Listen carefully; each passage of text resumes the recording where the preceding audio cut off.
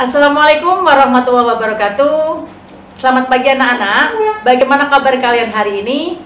Semoga kita semua selalu sehat sehingga kita dapat melaksanakan aktivitas dengan baik. Anak-anak, hari ini kita akan belajar tema 2, selalu hemat energi. Sub tema 1, sumber energi, pembelajaran ke-1. Anak-anak, pada pembelajaran kali ini ada beberapa kompetensi dasar yang kalian akan kuasai. Yang pertama adalah IPA KD 3.5, yaitu mengidentifikasi berbagai sumber energi, perubahan bentuk energi, dan sumber energi alternatif dalam kehidupan sehari-hari. Kemudian yang kedua adalah muatan IPS KD 3.2, yaitu mengidentifikasi karakteristik ruang dan pemanfaatan sumber daya alam untuk kesejahteraan masyarakat. Kemudian muatan bahasa Indonesia KD 3.2, yaitu mencermati keterhubungan antar gagasan yang didapat dalam teks lisan, tulis maupun visual. Baik anak-anak, sekarang kita ayo amati gambar berikut ini. Kalian bisa lihat gambar pertama, lalu gambar kedua, gambar ketiga, dan gambar keempat. Nah, dari gambar-gambar tersebut, itu adalah merupakan contoh aktivitas manusia yang menggunakan energi. Nah, anak-anak, manusia itu membutuhkan energi untuk melakukan berbagai hal. Tidak hanya manusia, terkadang benda ataupun makhluk hidup lainnya juga membutuhkan energi untuk melakukan aktivitasnya. Tanpa adanya energi, manusia akan sangat sulit untuk melakukan aktivitas ataupun melakukan berbagai hal. Nah, sebab energi menjadi salah satu kekuatan yang perlu dimiliki secara dasar sebelum memiliki kekuatan yang lain. Anak-anak, siapa yang tahu apa itu energi?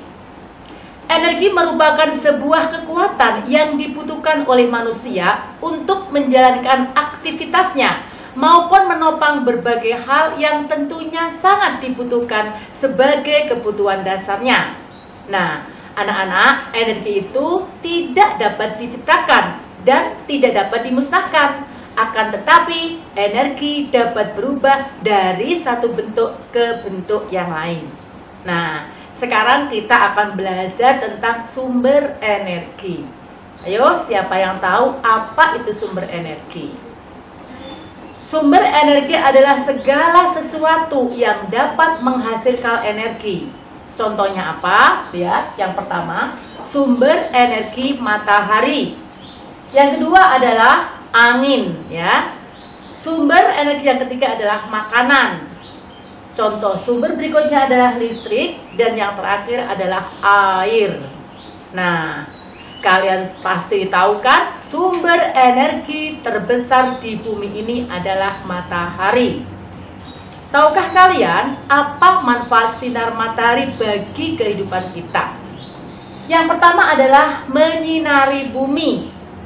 Yang kedua adalah membantu proses fotosintesis. Kemudian yang ketiga adalah membantu mengeringkan pakaian. Dan yang keempat adalah membantu proses mengeringkan garam.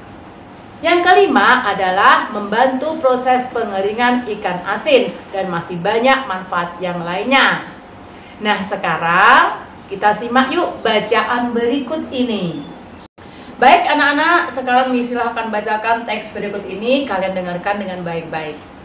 Matahari sebagai sumber energi terbesar di bumi.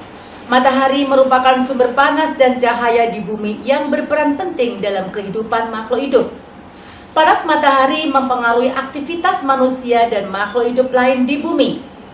Panas matahari membantu aktivitas manusia, misalnya mengeringkan pakaian, menguapkan air laut untuk membuat garam, serta mengeringkan padi.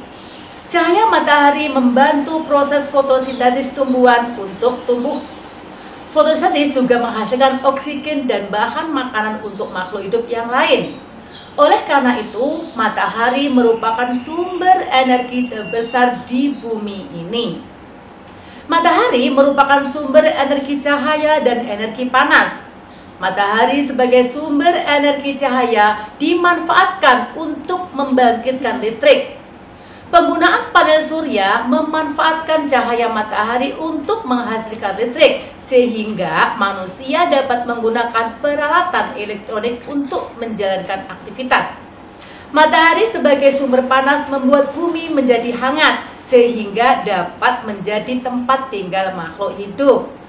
Nah, sekarang tugas kalian, temukan informasi penting tentang matahari sebagai energi terbesar di bumi dengan cara menentukan gagasan pokok dan gagasan pendukung teks di atas.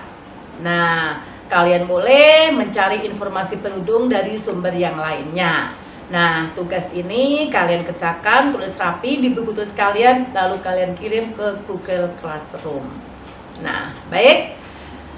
Anak-anak, tentunya kita tahu bahwa energi yang berasal dari matahari itu panas dan cahaya, ya. Semua makhluk hidup di bumi ini memanfaatkan energi matahari sesuai dengan kebutuhan. Nah, sekarang kita akan melakukan percobaan berikut ini, ya. Baiklah anak-anak, kita melakukan percobaan berikut ini. Yang pertama, kalian siapkan 2 buah sapu tangan. Lalu sapu tangan itu kalian celupkan ke dalam air sampai basah. Yang kedua, peraslah sapu tangan terlebih dahulu. Lalu jemurlah sapu tangan dengan cara membentangkannya. Yang ketiga, jemurlah sapu tangan tadi di bawah terik matahari yang satu, dan yang satu kalian jemur di dalam ruangan. Kemudian yang keempat, tunggulah sampai 1 jam, lalu angkat kembali kedua sapu tangan tersebut dari tempat masing-masing dan usahakan agar kedua sapu tangan tidak dijadikan satu.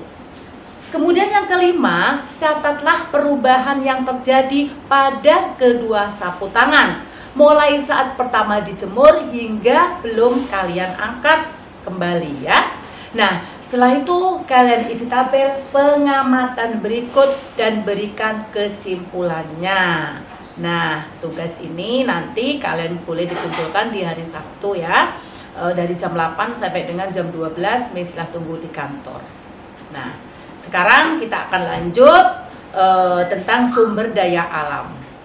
Anak-anak, tentunya kita tahu bahwa energi yang digunakan makhluk hidup itu berasal dari alam. Segala sesuatu yang berasal dari alam dan dimanfaatkan oleh manusia untuk melangsungkan hidupnya disebut sumber daya alam atau SDA. Nah, sumber daya alam ini ada 2 jenis. Yang pertama adalah sumber daya alam yang dapat diperbaharui. Dan yang kedua adalah sumber daya alam yang tidak dapat diperbaharui. Apa itu sumber daya alam yang dapat diperbaharui? Yaitu sumber daya alam, ya, yang dapat dimanfaatkan, dikembangkan dan diusahakan serta diadakan kembali apabila telah habis dipakai oleh manusia. Nah, sumber daya alam ini tidak akan habis karena dapat diperbaharui lagi. Contohnya apa? Yang pertama, tumbuhan. Yang kedua, hewan dan juga air. Nah, sekarang yang kedua adalah sumber daya alam yang tidak dapat diperbaharui. Nah, sumber daya alam yang tidak dapat diperbaharui adalah sumber daya alam yang tidak dapat diadakan kembali setelah dimanfaatkan secara terus-menerus oleh manusia. Nah, sumber daya alam yang tidak dapat diperbaharui ini terdapat dalam perut bumi, ya. Nah, barang-barang yang terdapat dalam perut bumi adalah barang tambang, ya kan? Barang tambang tersebut berbentuk logam, ya kan? Mineral dan non-logam. Nah, contohnya seperti apa? Contoh barang tambang adalah, pertama kalian bisa lihat minyak bumi. Yang kedua adalah emas, kemudian batu bara, intan dan juga besi. Nah, anak-anak sudah paham apa yang bisa jelaskan tadi? Semoga pembelajaran kali ini bermanfaat bagi kalian. Kalian bisa memahami manfaat sumber daya alam dan bagaimana caranya kita bijak dalam penggunaannya. Nah, sekarang untuk mengukur pemahaman kalian, kalian kerjakan soal-soal yang Miss Ila tayangkan di layar ini. Nanti kalian jawabannya ditulis yang rapi di buku tugas kalian, lalu kalian foto, kirimkan ke Google Classroom. Baik, terima kasih anak-anak. Semoga apa yang Miss Ila sampaikan bisa membawa manfaat kalian, menambah ilmu kalian, menambah wawasan kalian. Terima kasih. Mohon maaf jika ada kata-kata yang kurang berkenan atau penjelasan yang kurang paham, kalian boleh japri ke WA. Assalamualaikum warahmatullahi wabarakatuh.